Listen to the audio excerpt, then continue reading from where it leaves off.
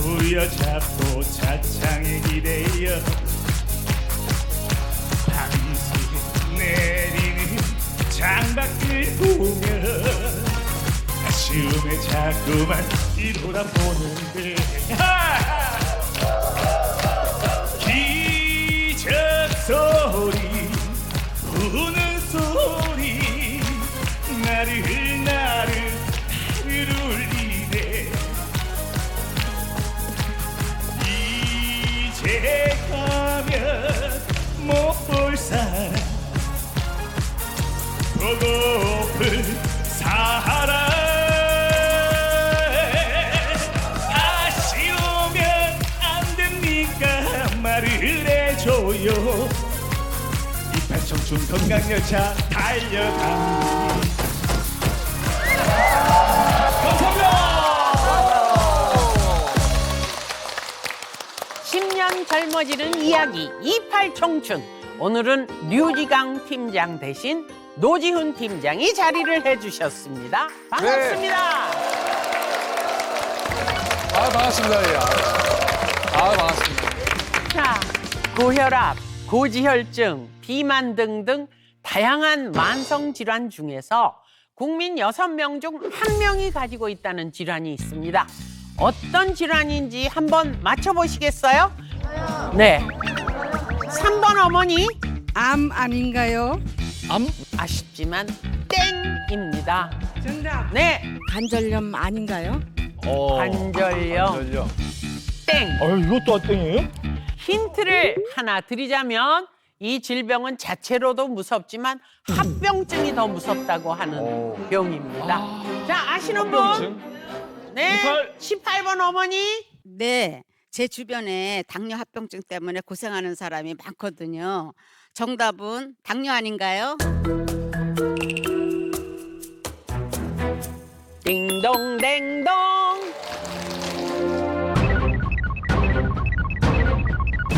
공이 몇 개예요? 와 뭐야?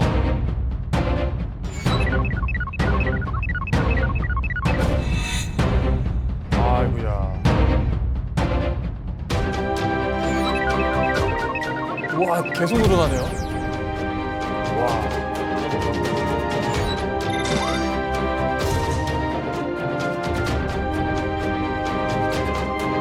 야, 숫자로 보니까 얼마나 당뇨병 환자가 많은지 실감이 납니다. 이게 남의 일이라고 생각하지만 사실은 누구에게나 발병할 수 있는 국민 질환입니다. 자, 오늘 만나볼 이분 당뇨의 합병증까지 찾아와 평범한 일상이 그만 무너져 내렸다고 하는데요. 어떤 사연인지 우리 지금 만나보겠습니다. 그때 심정은 어떻게 말을 할 수가 없죠. 너무 무서워요. 울기만 했어요. 아이고 왜? 깜짝이야. 제 세상이 점점 사라지고 있어요. 왜요? 아니 이게 무슨 일이죠?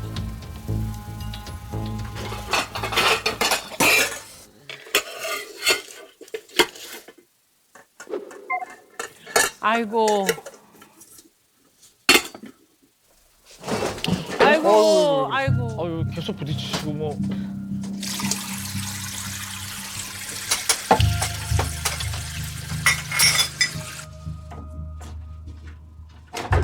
너무 위험해요. 아이고, 안 돼.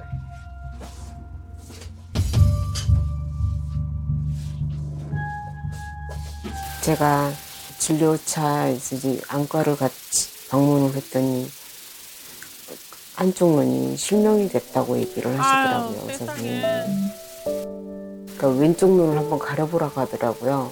가리고서 이렇게 보니까 정말 아무것도 안 보이는 거예요. 깜깜한 거예요. 한쪽이 보이니까 양쪽 눈이 다 보인다고 생각을 했었으니까요.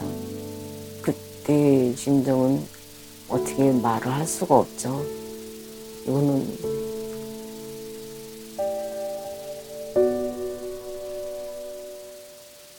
그냥 울기만 했어요. 그때 당시 이제 저희 큰 애가 이제 같이 이렇게 있었는데 좀 치료하고 하면은 좀 보이겠지 하는 또 그런 저기도 있잖아요. 근데 저는 안쪽 눈이 아예 안 보인다는 거는 그때 알았기 때문에 딱 제가 막 울면서 저랬더니 이제 아들이 엄마 걱정하지 마. 응? 엄마 안 보이면 내 눈을 하나라도 줄 수 있으니까 걱정하지 말라. 그러면서 이제 그게 저한테 위로라고 이렇게 하는 말이었는데 한참 울었었어.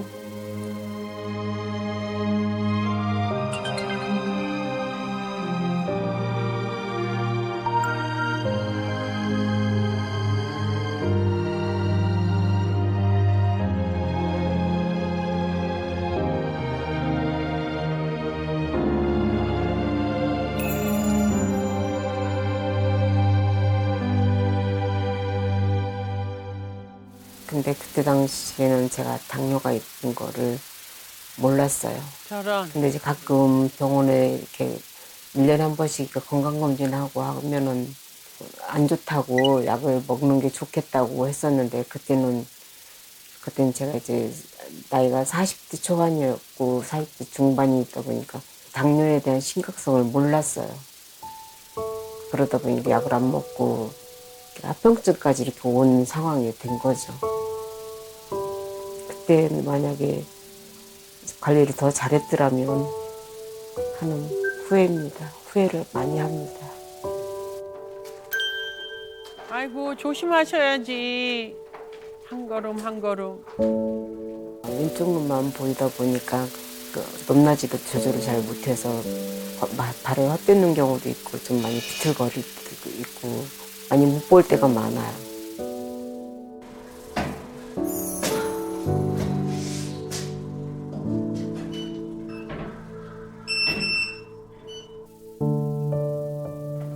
아이 잘못 눌러지는구나.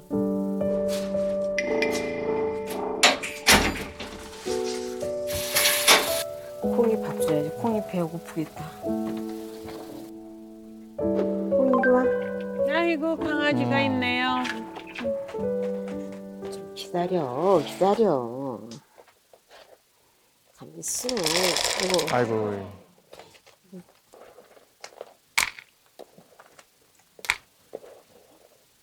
먹어. 좀 먹어.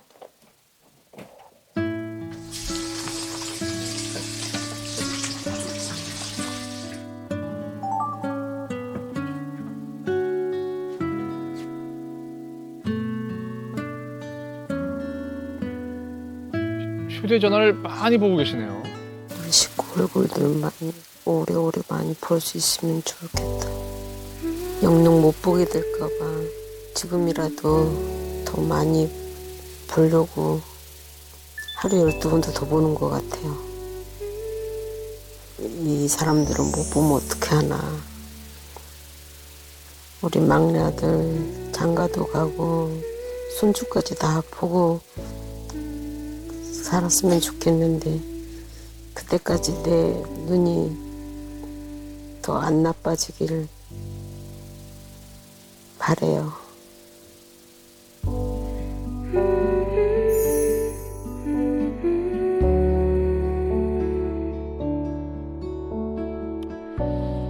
이 아이, 당뇨 참네. 진단을 저기 받은 것도 이제 마음이 아픈데 이게 실효까지 이루셨다니까 이게 마음이 너무 아프네요.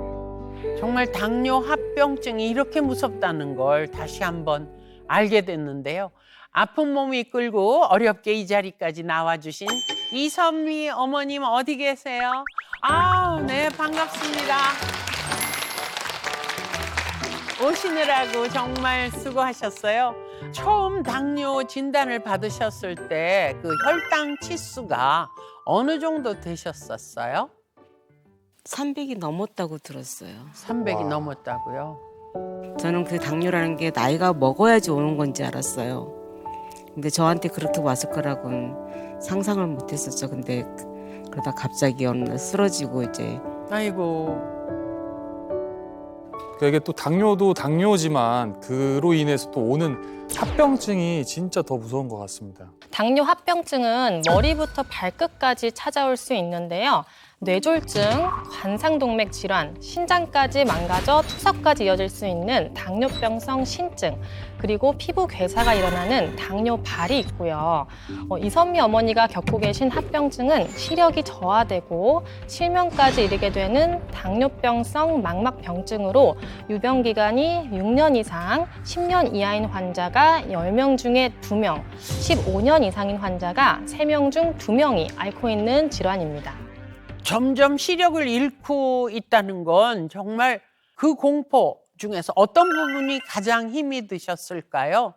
처음에 이제 눈이 한쪽이 안 보인다는 거 알고서 저희 애기 아빠한테 나 당신 얼굴 잊어버릴까 봐 그러니까 내 옆에 좀 계속 좀 있으라고, 내 주변에만 있으라고 그러기도 하고, 이제 우리 아들들도 웬만하면 나갔다가 또 빨리 들어와서 엄마 옆에 있으라고 이제 그렇게 말을 하곤 했었어요. 네. 아유, 정말. 그리고 꼭 저기 여기서 만나보고 싶었던 분이 계셨다고? 저 양희은 선생님이요. 예. 네. 아, 정말 양희은 선배님 팬이 많습니다. 네. 네. 너무 좋으세요. 푸근하시고. 이따가 끝나고 선배님 사진 한번 찍어주세요. 아니, 물론이죠. 네. 물론이죠. 저도 찍어드릴게요. 네, 영광입니다. 표정이 안 좋으셔. 예. 아니에요.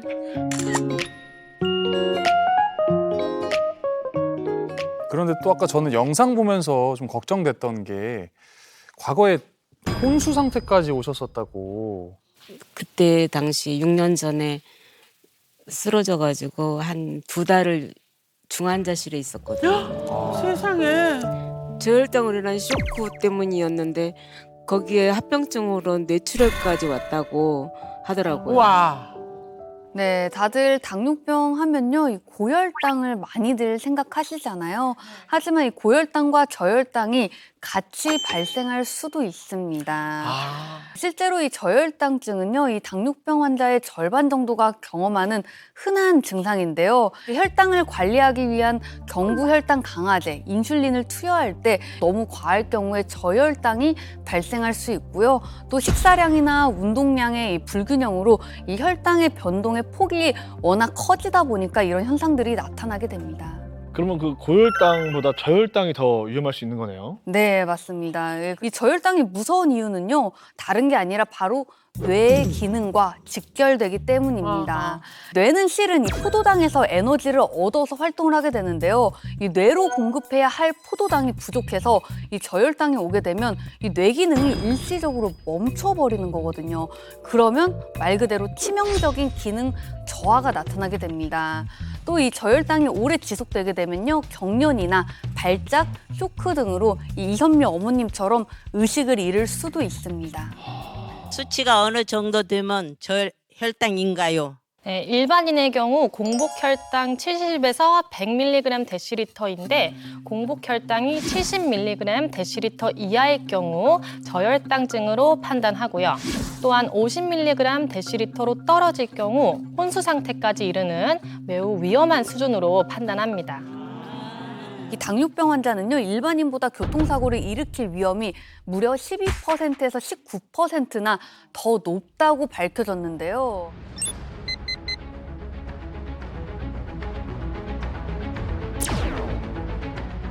깜빡이를 안 켜시네. 아이고, 아이고, 아이고. 아이고, 아이고.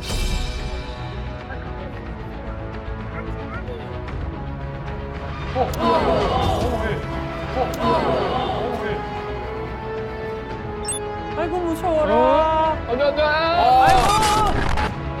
아이고. 야, 저게 다 저혈당 쇼크? 모두 갑작스러운 저혈당 쇼크로 벌어진 사고랍니다. 와. 영상만 봐도 가슴이 철렁하잖아요. 네. 야, 이게 저혈당 쇼크라는 게 내 생명도 내 생명인데 타인의 생명까지도 위험하게 할 수 있네요. 네, 이 캐나다의 한 대학교에서도 이 당뇨병을 앓고 있는 운전자를 대상으로 교통사고 여부와 사고를 내게 된 원인을 조사한 결과 당뇨 환자 14명 중 1명꼴로 교통사고를 낸 일이 있고 그리고 대부분 심각한 저혈당 발작을 경험한 사람들이었다고 합니다. 어느 날 갑자기 마른 하늘의 날벼락처럼 저혈당 쇼크가 발생한다면 정말 무서운 거죠. 저혈당 쇼크를 대비하기 위한 첫 번째 퀴즈 나갑니다. 다음 중 저혈당 위험이 가장 높은 시간대는 언제일까요? 1. 아침 9시부터 11시 사이. 2번 오후 1시부터 3시 사이. 3번 저녁 9시부터 11시 사이. 4번 새벽 1시부터 3시 사이. 자, 28팀과 청춘팀 각 팀장님들은 팀원들과 상의한 후에 정답을 적어 보내주세요. 자, 그 시간이 왔습니다. 이건 자존심 문제예요, 어머님들. 자, 저희 또 청춘팀 몇 번이 정답일 것 같으세요? 1번, 4번. 그러니까 잠자는 시간인데 4번은? 자, 어머님들, 자, 의견 말씀해 주세요. 1번부터 4번. 정답이 1번 같아, 1번. 1번. 이유가 뭐예요? 대부분 아침에 이거 검사하더라고. 아, 이거 혈당 체크를 아침에 하니까 일리가 있습니다. 자, 이제 정답을 적어주세요. 동시에 공개해 주시면 되겠습니다. 하나, 둘, 셋. 자, 와, 오. 동시에 다 1번을 1번. 정답이라고 아, 생각하셨다는데. 야. 자, 그러면 이서연 선생님께서 정답을 공개해 주시겠습니다. 안타깝게도 설마 아니에요?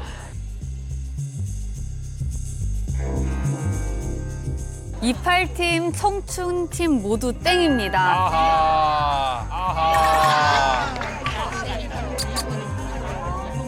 정답은 4번 새벽 1시부터 3시까지입니다. 자, 새벽 1시부터 3시 사이. 네, 이 공복 시간이 길어져서요. 이 시간대에는 저혈당이 많이 발생하는데요. 그래서 실제 저혈당으로 이제 응급실을 찾는 시간이 대부분 새벽입니다. 이제 심한 경우에는 사망한 상태로 발견되기도 한다고 아이고야. 합니다. 있어요. 그런 경우 있어요. 그래서 때문에 이제 주무실 때 지속적으로 심하게 악몽을 꾸거나 이유 없이 심하게 두통이 있으시거나 아니면 자면서 내가 식은땀을 많이 흘렸을 경우에는 이 야간에 저혈당이 있었던 건 아닌지 의심을 아하. 해봐야겠습니다. 네. 그러면 갑자기 저혈당이 찾아오면 이거는 어떻게 해야 그러게요. 됩니까? 네, 저혈당이 생기면 15g 정도의 당을 섭취해서 혈당을 빠르게 올리는 것이 가장 중요한데요. 각설탕 3개, 사탕 3알, 주스 반컵, 요구르트 1개를 섭취해 주시면 되는데 급하게 혈당을 올려야 될 경우에는 액체류를 섭취해 주시는 게 좋겠습니다. 네, 그렇다면 당뇨 환자들은 고혈당과 저혈당 두 가지 모두 주의해야겠습니다. 네, 맞습니다. 고혈당 역시 혈당이 250mg/dl가 넘을 경우 의식 저하가 찾아올 수 있는데요. 심한 갈증을 느끼고 자주 화장실을 가고 음식을 평소보다 많이 먹는 다음 당뇨, 다식 증상들이 나타나기 때문에 고혈당 증상 역시 절대 놓쳐서는 안 되겠습니다. 네, 그래서 이 고혈당이 우리 몸에서 어떤 작용을 하는지에 대한 간단한 실험을 통해서 보여드리려고 하는데요. 여기 이제 양쪽에 이렇게 관이 우리 혈관이라고 생각을 해보시고요. 왼쪽에는 설탕을 많이 녹여서 준비한 물, 당뇨 혈액이라고 가정하고 오른쪽에는 일반 물, 정상 혈액이라고 가정해 보겠습니다. 이제 이 혈액을 혈관에 주입을 해볼 건데요. 하나, 둘, 셋. 오, 저는 뭐 쭉쭉 빠집니다. 쭉쭉. 하나, 둘, 셋. 오, 저는 뭐 쭉쭉 빠집니다. 쭉쭉. 이 자세히 보시면 이제 정상 혈액은 이렇게 빠르게 지나가고 깨끗한데 이 당뇨 혈액은 느리고 지저분하게 이렇게 혈관벽이 막힌 게 보이시죠? 아유. 이 벽에 붙어 있는 게요. 우리가 잘 알고 있는 콜레스테롤입니다. 이 콜레스테롤이 혈관벽에 많이 쌓이게 되면 이 혈관벽을 뚫고 들어가서 이 염증을 발생하게 되는 거고요. 이 당뇨병이 있는 경우에는 이제 콜레스테롤이 더 작고 단단하게 만들어가지고 혈관벽에 켜켜이 이렇게 흡착을 잘 시키기 때문에 문제가 이렇게 발생하게 되는 겁니다. 아유, 이렇게 몸에 흡착된 콜레스테롤은 우리 몸 이곳저곳에 염증을 만드는데 특히 심장이 혈관 손상을 받게 되면 관상동맥이 손상되고 심근경색, 심부전이 발생할 수 있습니다. 실제로 당뇨병이 없는 사람에 비해 심혈관 질환 위험은 2~3배나 높아지는 것으로 나타났습니다. 이 골칫덩어리 당뇨 어떻게 피할 방법은 없습니까? 당뇨를 예방할 수 있는 가장 좋은 방법은 간단합니다. 바로 우리 몸에서 보내는 당뇨 위험 신호를 잘 파악하는 겁니다. 여기서 퀴즈가 나갑니다. 당뇨가 의심스럽다면 바로 이곳을 체크해봐야 한다는데요. 팀 이름 먼저 얘기하시고요. 어머니들. 청춘팀 34번 얘기해 주세요. 혀 같은데요. 혀. 제가 생각하기에 혀가 좀 이상하면은 그렇지 않나 싶어서요. 네네네. 아닌가 봐요. 그러면 우리 이팔팀에서 맞춰요. 자. 네. 피가 순환이 잘 안 돼가지고 발바닥이 저리고 막 할 때 그럴 때가 그렇지 않나 싶으네요. 네. 네, 정답은 3번 목입니다. 오. 자, 정답은 바로 목인데요. 두 분 다 틀리셨어요. 아하. 네, 정확히는 목 뒤의 색깔과 주름을 살펴봐야 하는데요. 네네.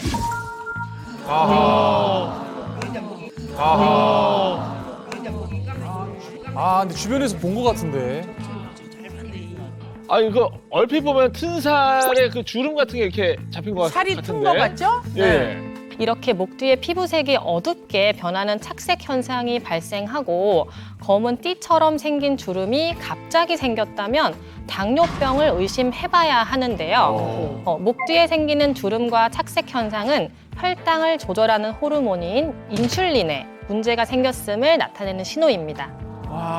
혈액 속 인슐린 수치가 높아지면 피부 각질 형성하는 세포와 피부를 구성하는 섬유 모세포의 증식을 자극하는데요.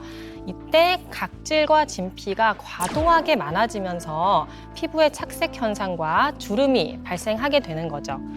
아니 그러면 또 목 말고 또 당뇨를 알아볼 수 있는 또 몸의 변화는 따로 없나요? 네, 바로 피부에 돌출되어 올라오는 혹 쥐젖을 살펴보시면 당뇨를 예측할 수 있는데요. 아하. 조금 있는데? 어머. 어머. 혹시 어머님 중에 쥐젖 있다 하시는 분 손 한번 들어보시겠어요? 손 한번 들어보시겠어요? 저도 조금. 뭐 한두 개나 10개 있는 건 건강상의 이상이 없는 거지만 사진처럼 30개 이상이다 할 경우에는 당뇨를 의심해봐야 합니다. 실제로 쥐젖이 많을수록 당뇨 위험이 52% 증가한다는 연구 결과도 밝혀졌는데요. 주로 목과 겨드랑이, 몸통, 사타구니 등 살이 접히는 부분에 잘 나타나기 때문에 몸속 이상 신호를 잘 살피시기 바랍니다. 아니 그런데 요즘 당뇨는 젊은 층에까지 번지고 있다 그러는데 어느 정도까지 심각한 문제인가요? 요즘은 소아 당뇨도 굉장히 증가하고 있는 추세입니다. 한 조사 결과에 따르면요, 2018년과 비교해서 지난해에 당뇨 진료를 받은 초등학교 고학년의 한 10살에서 12살 정도죠. 이 경우에는 1.6배, 중학생 환자의 경우에는 1.69배나 늘었다고 합니다. 요즘에는요, 우리 MZ세대라고 하잖아요. MZ 당뇨라는 말까지 세상에. 있습니다. 그렇다면 혹시 MZ 당뇨랑 그 중년 당뇨랑 좀 다른 점이 어떤 게 좀 있을까요? 네, 바로 MZ 당뇨는 이 공복 혈당 장애를 확인하는 것이 중요합니다. 이 공복 혈당은요, 이 최소한 8시간 이상 금식 후에 측정한 혈당 수치를 말하는 건데요. MZ 당뇨는 식후 혈당 장애가 없는 것이 특징이기 때문에요. 이 공복 혈당 기준 126mg/dl를 체크하는 것이 중요하겠습니다. 궁금한 게 있는데요. 왜 공복 혈당만 장애가 나타나나요? 바로 당뇨의 원인이요. 다름 아닌 비만이기 때문입니다. MZ 당뇨 대부분 나쁜 식습관으로 살이 쪄서 당뇨가 생긴 경우가 많은데요. 이렇게 비만으로 인해서 인슐린 저항성이 커지게 되면 이 몸 안의 세포로 포도당이 유입되지 못하게 됩니다. 또 이런 경우에는 그럼 간에서 저장해 놓은 당을 공급하게 하는 건데요. 특히 잠을 자는 공복 상태에서 간이 과도하게 이 당을 만들어내는 신생합성을 하게 되면 이 공복 혈당이 높아지게 되는 거라고 볼 수 있습니다. 이야, 그럼 MZ 당뇨의 특성을 알았으니까 중년 당뇨의 특징도 얼른 알려주세요. 네, 중년 당뇨는 식후 혈당 장애를 확인하셔야 합니다. 중년은 MZ와는 반대로 공복 혈당 장애는 없고 식후 혈당 장애가 나타나는 경우가 많습니다. 실제로 대한당뇨병학회에 따르면 65세 이상 중년의 경우 식후 혈당 장애 유병률이 더 높다고 하는데요. 때문에 중년 당뇨의 경우 식후 혈당이 200mg 데시리터가 넘는지 꼭 확인하시길 권해드립니다. 저는 아침에 공복 혈당만 쟀는데 왜 식후 혈당이 더 중요한가요? 네, 그 이유는 바로 중년 당뇨의 원인이 노화와 근육 감소이기 때문입니다. 인슐린을 만들어내는 췌장이 나이가 들고 노화되면서 기능이 떨어지게 되는데요. 결국 혈당을 조절할 인슐린이 부족해지기 때문에 식후 혈당에 문제가 생기게 되는 겁니다. 네, 또 식후 혈당 장애는 운동과도 깊은 관련이 있는데요. 이 식후에 높아진 혈당을 처리하는 곳이 바로 근육인데 중년부터 근육이 점점 감소하면서 이 혈당을 처리하게 되는 그 기능이 감소하게 됩니다. 대한당뇨병학회지에 실린 내용에 따르면요, 65세 이상 당뇨병 환자의 경우 근감소증 유병률이 2배에서 4배가량 높았다고 합니다. 네, 물론 이제 공복 혈당, 식후 혈당 모두 중요한 건 사실인데요. 이 연령대에 따라서 MZ 당뇨는 공복 혈당을, 중년 당뇨는 식후 혈당을 더 자주 체크하시는 것이 좋겠습니다. 중년 당뇨는 식후 혈당이 중요하다고 말씀드렸잖아요. 그래서 제가 식후 혈당에 도움되는 지압법을 알려드리려고 합니다. 그러면 이선미 어머님께서 한번 받아보시는 게 어떨까요? 그럼 어머니 제가 에스코트 해드리겠습니다. 야. 조심하세요. 어머니 그대로 계세요. 예, 조심하세요. 시작합니다. 천천히 내려오세요. 예, 천천히. 천천히. 네. 마지막. 자, 어머니 힘을 좀 푸시고 편하게 계시면 됩니다. 예. 네, 지금부터 식후 혈당에 도움되는 혈자리를 제가 하나씩 알려드릴 건데요. 네, 첫 번째 혈자리는요, 여기 무릎 안쪽에 위치해 있는데요. 무릎뼈 바닥면 안쪽 끝에서 6cm 정도 올라오시면 되는데, 여기 조금 올라오시다 보면 혈해혈이라는 혈자리가 있는데요. 바로 피혈과 바다 해자를 써서 혈액에 관련된 증상을 다스리는 혈자리라고 보시면 되겠습니다. 여기가 이제 첫 번째 혈자리고요. 두 번째 혈자리는 이 무릎뼈 안쪽면 바닥에서 사타구니까지 쭉 올라오시다 보면 위에서 3분의 1 정도 되는 지점이 있으세요. 여기가 바로 기문혈입니다. 네. 기문혈은 이제 허벅지 중앙에 위치해 있어서 하체 혈액순환에도 도움이 되지만 허벅지 근력 강화에도 굉장히 좋은 혈자리입니다. 마지막으로 이제 사타구니 서해부 정가운데에 여기 살이 접히는 부위가 있거든요. 여기가 바로 충문혈입니다. 이렇게 제가 방금 말씀드린 이 세 가지 혈자리가 한 선상에 연결되어 있잖아요. 모두 같은 경락을 지나간다고 보시면 되는데요. 아무래도 이제 당뇨 환자분들은 허벅지나 대퇴부 근육이 굉장히 중요한데요. 이 혈자리를 잘 지압해 주시면 혈액순환은 물론이고 하체 근육 강화에 도움이 돼서 혈당을 낮추는 데 도움이 된다고 보시면 되겠습니다. 선생님, 이렇게 손으로 꾹꾹 누르면 되는 거예요? 네, 물론 손으로 눌러주셔도 좋은데요. 이렇게 숟가락을 이용해 주셔도 효과가 있습니다. 시계 방향으로 5번 정도 문지르는 거를 한 세트라고 했을 때 하루에 3세트 정도 진행해 주시면 좋겠습니다. 지압하실 때 또 한 가지 주의점이 있는데요. 무조건 지압을 세게 한다고 해서 좋은 것은 아니기 때문에 그냥 부드럽게 마사지 하듯이 눌러주시면 되고요. 또 손에 너무 힘이 없다 하시는 분들은 그냥 이 혈자리를 연결해서 긁듯이 그냥 가볍게 문질러 주셔도 충분히 도움이 됩니다. 어머니 어떻게 직접 지압해 보시니까 어떠세요? 너무 시원하고요. 뭐야 이렇게 하면 그 전기 같은 거 오는 느낌 있잖아요. 그런 게 와요. 오. 이거 저기 어머니 기억하셨다가 집에서 계속 이렇게 하셔야 돼요, 어머니. 네네. 예. 계속 해보겠습니다. 네. 가는 세월을 그 누가 막을 수 있겠냐마는 세월은 그렇게 막을 수 없어도 우리의 건강은 우리의 노력으로 충분히 지킬 수 있잖아요. 지금 만나볼 분 역시 꾸준한 운동과 식습관 개선으로 당뇨 수치를 아주 잘 관리하고 계시다는데요. 지금 바로 만나보시겠습니다. 어이, 깜짝이야. 저 일어나야 되는 줄 알았네요. 알람이. 네. 아, 이게 무슨 알람일까요?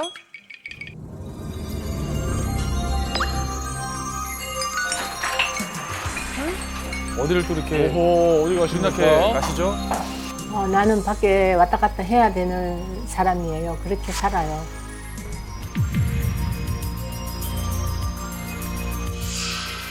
나가야 사는 여자요. 어허.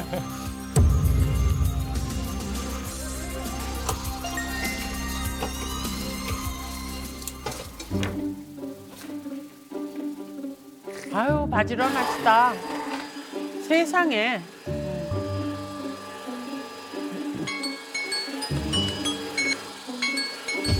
또 알람 소리가. 네. 있네요. 아이고, 또 바쁘네. 또 나가셔. 어머나, 무슨 일이실까? 또 올리시네. 또 울려요.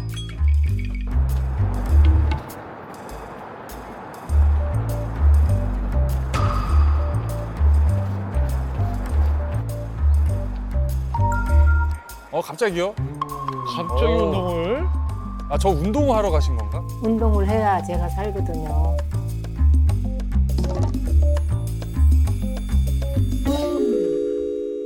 십 년 전에 그냥 집에 앉는데 자꾸 어지럽고 그래서 왜 어지럽지 싶어서 이제 어지럽다고 병원을 갔더니 당뇨 진단이 나왔어요. 네. 숫자가 489라는 게 나와서 놀랬죠.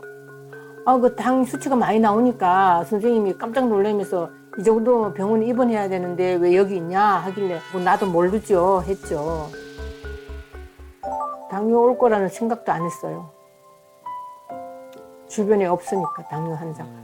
두 아들 키울 때도 뭐 아프다 그런 건 없어요. 열심히 돌아다니면서 일 열심히 했죠.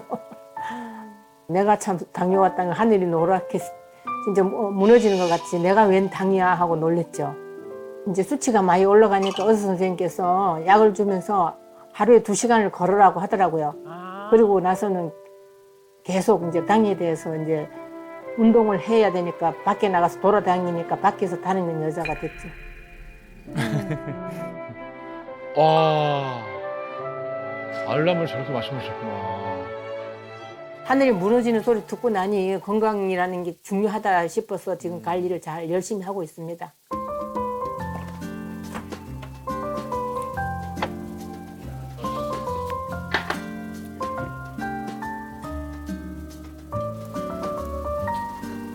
아유, 반찬 조금씩 이렇게 네. 담으세요. 골고루 다 담으신다. 잡곡밥이시구나. 밥도 뭐 양 정말 많이 먹었는데 지금은 당 때문에 줄여서 먹을 만큼 배 안 고플 만큼만 먹어요. 많이 먹고 싶어도 절제해서 먹고 있어요. 야, 어머니 절제왕 인정입니다.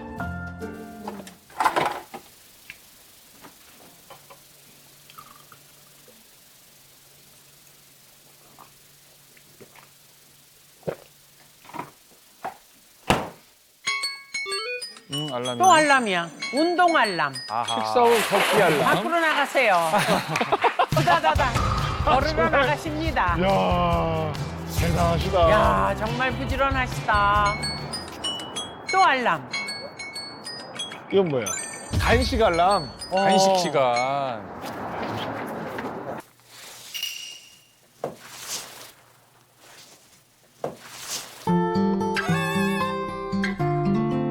뭐가 제일 안 익었나.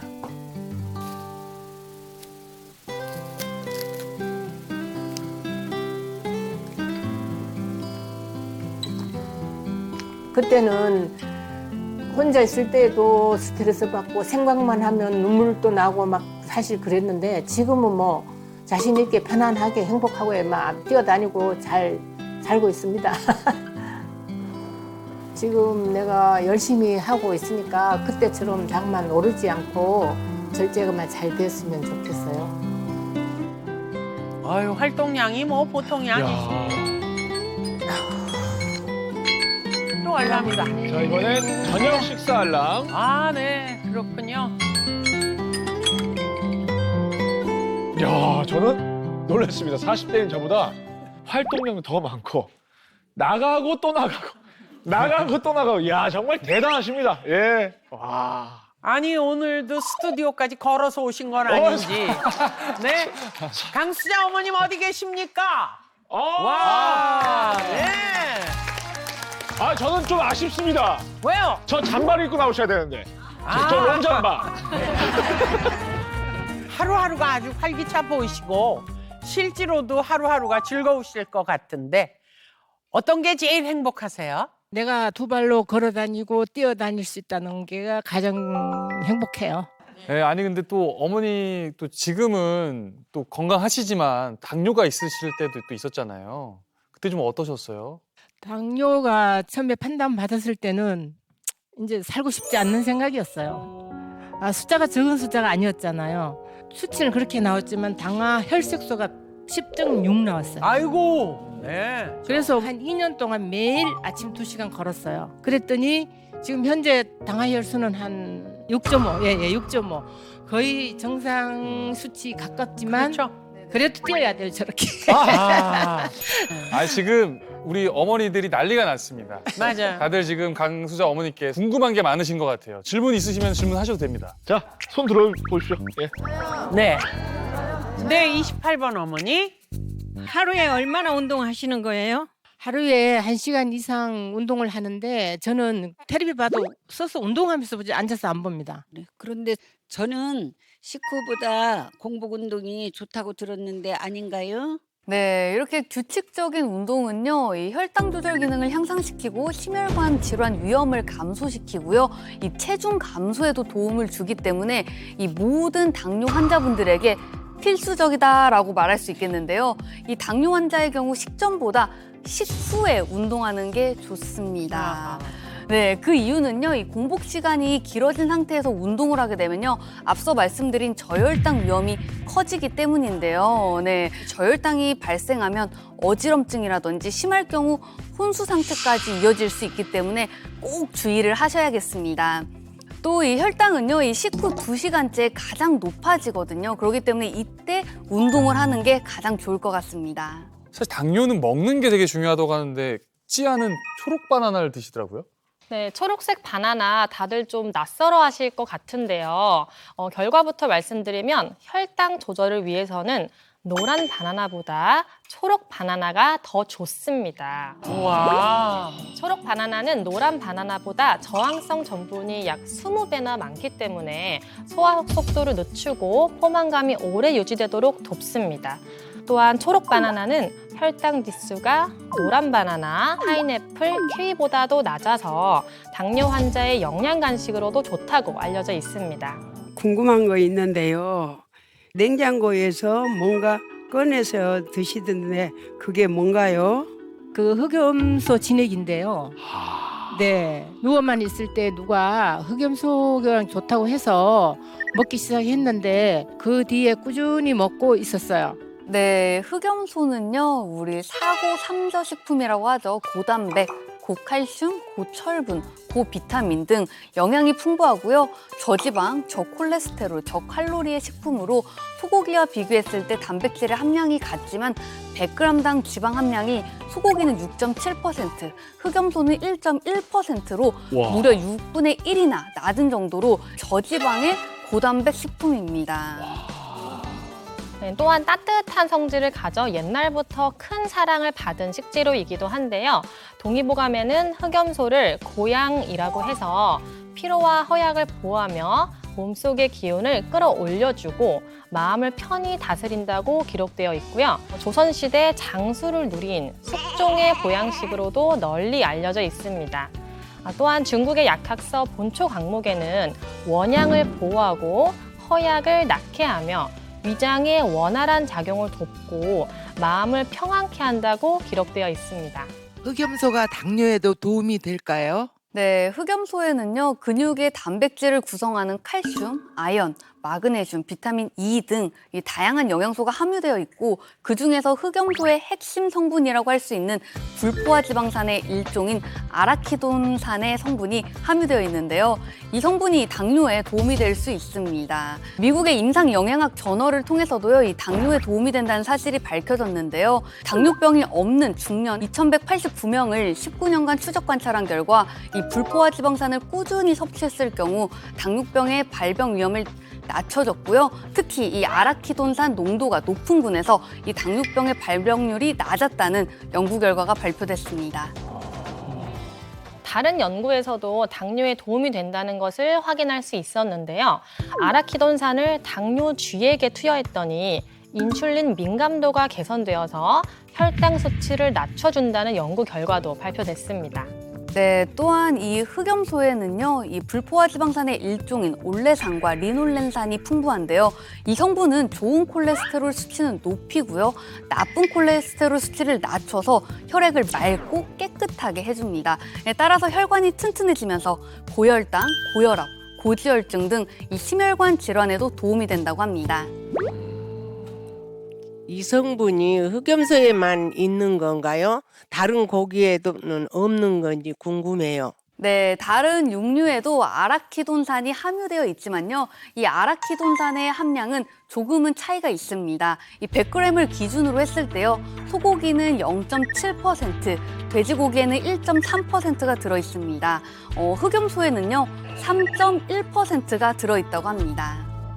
그런데 아라키돈산을 꼭 식품으로 섭취해야 하나요? 이 아라키돈산은요, 이 체내에서 생성되지만요, 나이가 들수록 우리 신경세포 수가 감소하게 되면서 이 아라키돈산 역시 감소하게 됩니다. 이 때문에 부족한 아라키돈산을 식품으로 섭취해 주시는 게 좋겠습니다. 저도 궁금한 게요. 주변에서 흑염소를 먹으면 살이 찐다는 얘기가 있는데 먹고 살찌면 어떻게 해요? 네, 흑염소는 단백질과 칼슘 등의 영양소가 풍부하지만 그 자체의 칼로리는 낮은 편입니다. 물론 흑염소를 복용하면서 소화력이 오르고 입맛이 돋아서 살이 찔 수는 있으나 흑염소 진액 그 자체만으로는 살이 찌진 않습니다. 하나 더 말씀드리자면 아까 흑염소에는 칼슘이 풍부하다고 말씀드렸잖아요. 흑염소 속의 칼슘이 뼈 건강을 지켜 골다공증 예방에도 도움이 될 수 있다는 연구 결과도 발표됐습니다. 특히 완경기 여성의 경우 우리 몸의 뼈를 파괴하는 파골세포가 과다 증식해서 골다공증의 위험이 커지는데요. 한 연구에 따르면 흑염소 중탕 추출액을 뼈를 형성하는 세포인 조골세포와 뼈를 파괴하는 파골세포에 넣고 지켜본 결과 조골세포의 증식을 증가시키고 파골세포의 증식은 억제한 것으로 나타났는데요. 뼈를 잘 붙게 하고 뼈가 파괴되는 것을 막아 골다공증에 도움을 줄 수 있습니다. 근데 혹시 흑염소를 섭취할 때 좀 주의해야 될 점이 있을까요? 흑염소는 따뜻한 성질을 가지고 있기 때문에 평소 열이 많은 체질인 분들은 전문의와 상의 후에 섭취하는 게 좋겠고요. 흑염소를 진액 상태로 드실 때는 하루 권장량 내에서 드시고 과다 섭취하게 되면 복통이나 설사를 유발할 수 있으니 주의하시기 바랍니다. 10년 젊어지는 이야기 28청춘. 오늘보다 더 젊어진 모습으로 다시 찾아뵙겠습니다. 바람이 불고 햇살이 좋은 바다로 가볼까. 푸른 물결 손짓하며 푸르네. 계곡도 좋고 강물도 좋은 산으로 가볼까. 사랑하는 당신과 나 둘이서. 채널 A